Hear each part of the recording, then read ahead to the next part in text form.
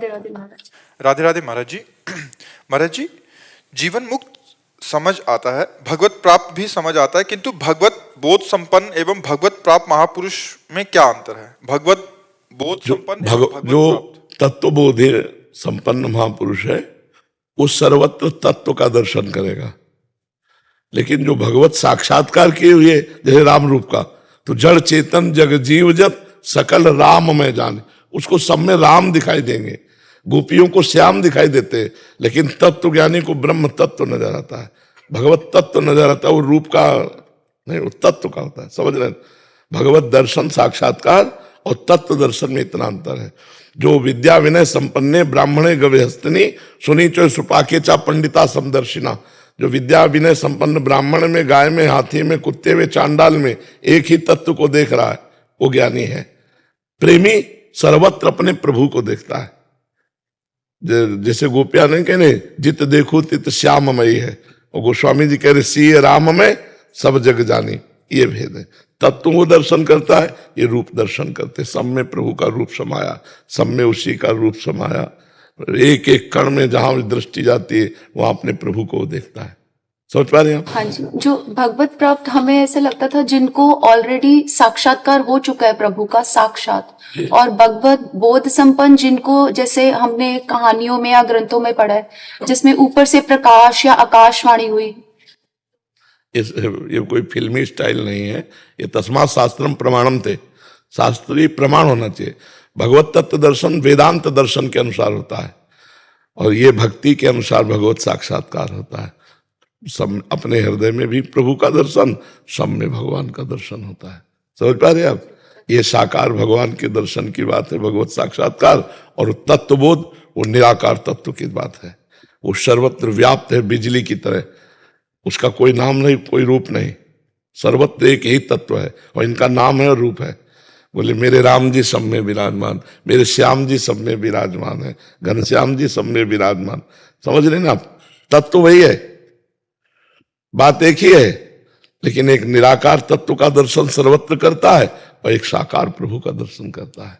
तो उसे कहा गया भगवत साक्षात्कार, उसे कहा गया तत्वबोध। तत्वबोध मोक्ष पदवी, भगवत साक्षात्कार प्रेम पदवी। अपने प्रीतम के रूप में रूप छके घूमत रहे, तन को तनिक न भान, नारायण दृग जल बह यह प्रेम पहचान। प्रभु की रूप माधुरी चिंतन में, और वो तत्व चिंतन में। सर्वत्र एक ही तत्व है, शांत हो गया। महाराज जी, एक ही महापुरुष को दोनों अनुभव हो सकते हैं? नहीं, एक समय में नहीं हो सकते। अब वो जैसे तत्वबोध हो गया, अब अगर वो चाहे तो वो प्रेम मार्ग में जा सकता है, चाहे, पर चाह मिट्टी तभी तो तत्वबोध हुआ, तो चाह होती नहीं। अब ऐसे स्वाभाविक भगवान कोई रूप का आकर्षण कर दे, जैसे मधुसूदन सरस्वती जी तत्वबोध में स्थित महापुरुष है, और भगवान जी मुरली मनोहर ने अपना रूप दिखाया तो कहने लगे वंशी विभूषित करा नव नीरदाभात पीताम्बरा दरुण बिंफला दरुष्टात पूर्णेन्द्र सुंदर मुखाद दरविंद नेत्रात कृष्णात परम किमपि तत्व महम न जाने। कृष्ण से भी कोई बढ़कर तत्व है ऐसा मैं नहीं जानता। और पहले तत्वबोध में थे तो तत्व बताया ना कि कृष्ण से बढ़कर कोई तत्व है, मैं ऐसा नहीं जानता। अब उनके चित्त को श्री कृष्ण रूप ने आकर्षित कर लिया। महाराज जी, तत्व का पूरा ज्ञान तो, हाँ, पूरा तत्व का ज्ञान तो रहता है। महाराज जी, जैसे आप बनारस में थे तो वहां बोध और ज्ञान दोनों हुआ महाराज जी। अब आप ये वाले क्षेत्र में अपने पूर्णता हासिल किए, तो वो अनुभव तो है ही महाराज जी। पर हमें ज्यादा परेशानी इसलिए नहीं पड़ी कि हम भगवान शिव के साकार रूप की भी उपासना में रुचि रखते थे। हम केवल निराकार तत्व में नहीं रखते थे, भगवान शंकर के रूप में। तो रूप में आने में हमें ज्यादा परेशानी नहीं पड़ी। नहीं, एकदम शुष्क हृदय होता है। जो ज्ञानी का हृदय होता है उसमें करुणा मैत्री नहीं होती, करुणा और मैत्री नहीं होती। ये उपासना का रंग होता है महाराज। हाँ, क्योंकि करुणा किस पर करे, मैत्री किससे करे? अपने से कोई है नहीं तो किससे करुणा मैत्री करे? ये सब वृत्तियां नहीं रहती, ये प्रेमी में रहती। करुणा मैत्री ये सब मिलती है। अद्वेष्टा सर्वभूतानाम मैत्रा करुण एवच निर्ममो निरहंकारा सम दुखा सुखा सभी। जो किसी भी प्राणी में कोई दोष दर्शन नहीं करता या सब में एक ही भगवान को देखता है। सबसे मित्रता और करुणा का व्यवहार करता है। मित्रता का व्यवहार करता है पर ममता नहीं है, करुणा का व्यवहार करता है पर अहंकार नहीं है। निर्ममो निरहंकारा। और जो सुख दुख में समान भाव वाला है और क्षमावान है, भगवान कह रहे मुझे बहुत प्रिय है ऐसा महापुरुष। पर ये बहुत कठिन बातें कहे, प्रवचन कर लेना अलग बात है, स्थिति आना बहुत कठिन बात आती है।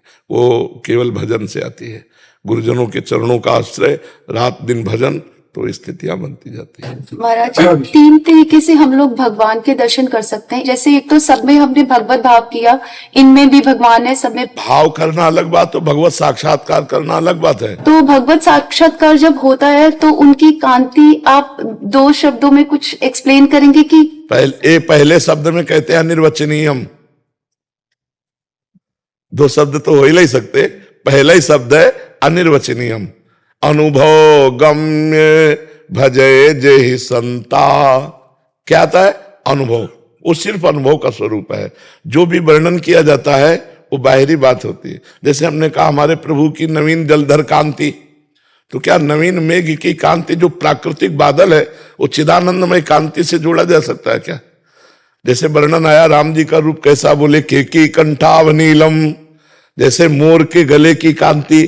तो क्या मोर के गले की कांति देख ली तो राम जी की कांति देख ली क्या? नहीं, राम जी का चिदानंद रूप है। चिदानंद में देह तुम्हारी विगत विकार जान अधिकारी, और मोर प्राकृतिक है। तो 13 रूप कहते नहीं आवे, जैसे ही हरिवंश कछुक जस गावे। आपका रूप कहने में नहीं आता, वाणी की सामर्थ्य नहीं कि आपका रूप वर्णन कर सके। फिर भी वाणी को पवित्र करने के लिए प्राकृत शब्दों को जोड़ करके उनके रूप की कल्पना भावना ऐसे की जाती है। बकाया वो अनुभवगम्य है, वाणी की सामर्थ्य नहीं कि बोल सके। बोले कैसे भगवान के नेत्र हैं? कमल दल। तो क्या कमल दल को देख लिया तो भगवान के नेत्र देख लिए। प्रियाजू के नेत्र कैसे? बोले खंजन मीन मृगज मद मेटत, कहा कहो नैनन की बातें। खंजन पक्षी के नेत्र, मछली के नेत्र और मृग शावक के नेत्र, बोले इनके अभिमान को मेटने वाले प्रियाजू के नेत्र। खंजन मीन मृगज मद मेटत, कहा कहो नैनन की बातें। तो क्या इनके देखने से प्रियाजू के नेत्र देख लिए क्या?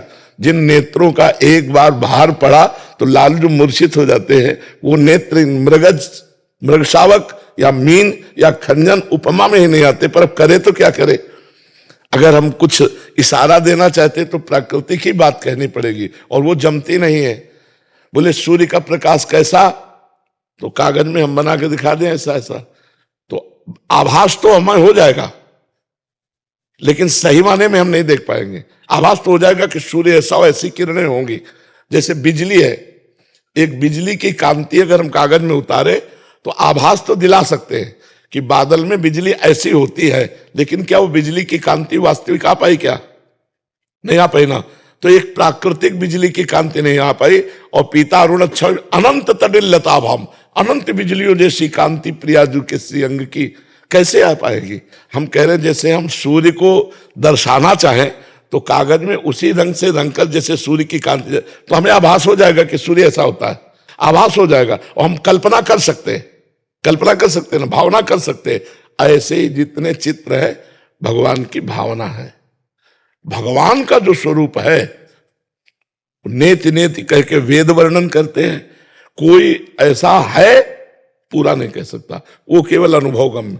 और जिनके हृदय में आया तो वो कह रहे हैं कि नैनन के रसना नहीं, नेत्रों ने देखा, पर नेत्रों में अगर वाणी होती तो ज्यों का त्यों बोलना चाहते, और वाणी के नैना नहीं। अब वाणी बोलना चाहती पर देखा नहीं, जो बोला वो देखा नहीं, और जो देखा वो बोला नहीं। तो बड़ा अंतराय इसी में हो गया। और बोले जो हृदय में वो मुख में लाते लाते बिल्कुल अधूरा रह जाता है, कैसे वर्णन करूं? तो अनिर्वचनीय भगवत स्वरूपम, अनिर्वचनीय प्रेम स्वरूपम।